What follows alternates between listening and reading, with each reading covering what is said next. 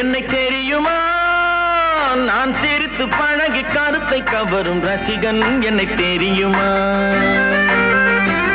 உங்கள் கவலை மறக்க கவிதை பாடும் கவிஞன் என்னை தெரியுமா ஆஹ ரசிகன்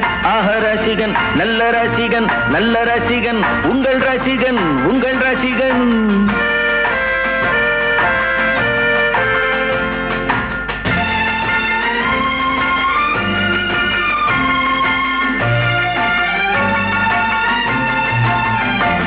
நான் புதுமையானவன் உலகை புரிந்து கொண்டவன் நல்ல அழகை தெரிந்து மனதை கொடுத்து